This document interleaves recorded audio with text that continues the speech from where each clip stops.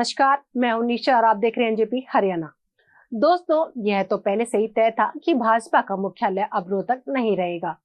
यह तब से तय था जब से भाजपा ने पंचकुला में प्रदेश स्तरीय कार्यालय का निर्माण शुरू किया था। हालांकि भाजपा ही अपने रोहतक के जुड़ाव को देखते हुए यह कहते रहेंगे कि रोहतक में वरिष्ठ नेताओं के कार्यालय बने रहेंगे, लेकिन असलियत में यह है कि अब भाजपा का हेडक्वार्टर पंचकुला हो जाएगा।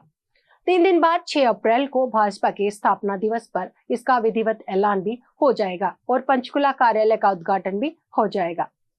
पार्टी इस खास दिन को लेकर बड़ी तैयारी में जुटी हुई है, लेकिन भाजपा में उन नेताओं की कमी नहीं है जो भावनात्मक रूप से रोहतक से जुड़े हुए हैं। हालांकि रोहतक में नया कार्यालय बनने के बाद मोदी की स्मृति में बसा पुराना कार्यालय सच में पुराना हो गया था।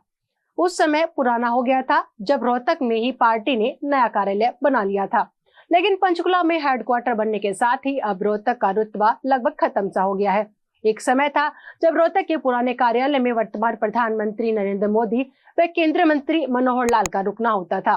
तब मोदी राष्ट्रीय महासचिव के साथ साथ हरियाणा के प्रभारी होते थे और मनोहर लाल संगठन मंत्री। उसी दौर में एक बार ओम प्रकाश ग्रोवर प्रदेश अध्यक्ष थे और ओम प्रकाश धनखड़ संवत युवा मोर्चा के पदाधिकारी। रेवाड़ी के अरविंद यादव उस समय रोहतक जिले के महामंत्री होते थे। इनका रेवाड़ी आना बाद में हुआ था।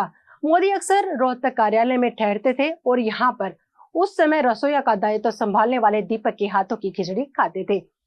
समय के साथ मोदी पीएम बन गए, लेकिन दीपक को नहीं भूले। हरियाणा की झज्जर सहित 2 रैलियों में जब उनका आना हुआ तो दीपक को मंच पर बुलाकर दुलार किया। मनोहर लाल पहले सीएम और इसके बाद केंद्रीय मंत्री बन गए। इसी तरह अब तो दीपक की भूमिका भी बदल गई। अब दीपक तब की तरह केवल रसोईया नहीं संभालते हैं, वह लंबे समय से अब कार्यालय सहायक हैं। पिछले 2-3 महीनों से वह भी रोहतक छोड़कर पंचकुला जा चुका है। मतलब समय के साथ पदोन्नति तो दीपक की भी हुई, लेकिन रोहतक से जिन नेताओं की भावनाएं जुड़ी हुई है उनकी स्मृति ताजा है। रोहतक का नया कार्यालय भौतिकवाद के जमाने का है, लेकिन जो पुराना है उसकी स्थापना का एक अलग इतिहास है। लोगों ने कैसे चंदा मांगकर इस कार्यालय को बनाया था, यह अब इतिहास है। डॉक्टर मंगल सेन जैसे नेताओं की कर्मभूमि में अब भाजपा का नया कार्यालय तो रहेगा, लेकिन उसका रुतबा अब जिला कार्यालय जैसा ही रहेगा। हाईकमान ने हरियाणा के नेताओं को पंचकुला में मुख्यालय स्थापित करने की मंजूरी दे दी है। इसकी 4 बड़ी वजह है। पहली वजह है 600 सीटों वाला सभागार और चंडीगढ़ से नजदीकी। आगामी 14 अप्रैल को पंचकुला कार्यालय में ही डॉक्टर भीमराव अंबेडकर जयंती का बड़ा आयोजन होगा। बीजेपी प्रदेश अध्यक्ष ने बताया कि रोहतक कार्यालय को कार्यकर्ता प्रशिक्षण स्कूल में बदला जाएगा, जबकि प्रशासनिक गतिविधियां पंचकुला में संचालित होंगी। रोहतक का मुख्यालय ऐतिहासिक रूप से महत्वपूर्ण रहा है, लेकिन संगठनात्मक की जरूरतों और रणनीतिक दृष्टि से पंचकुला को अब अधिक उपयुक्त माना गया है।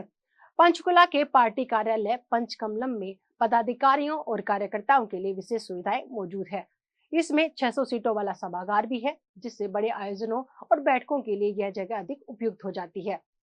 दूसरा कारण यह है कि इस कार्यालय तक विधायकों और पार्टियों कार्यकर्ताओं की पहुंच आसान रहेगी।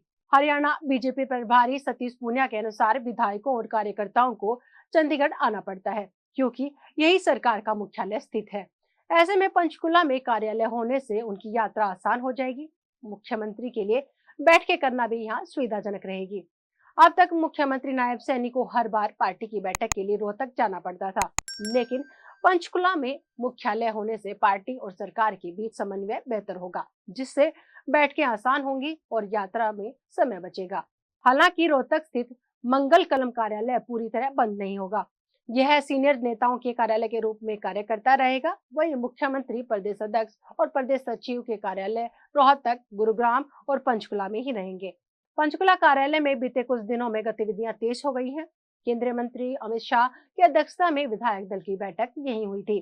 साथ ही नगर निकायों के नवनिर्वाचित प्रतिनिधियों की बैठक भी यहीं आयोजित की गई है। अब 6 अप्रैल को आधिकारिक तौर पर यह नया मुख्यालय खोलने की तैयारी पूरी कर ली गई है। आपको वीडियो कैसी लगी कमेंट बॉक्स में जाकर बताइएगा जरूर। नमस्कार।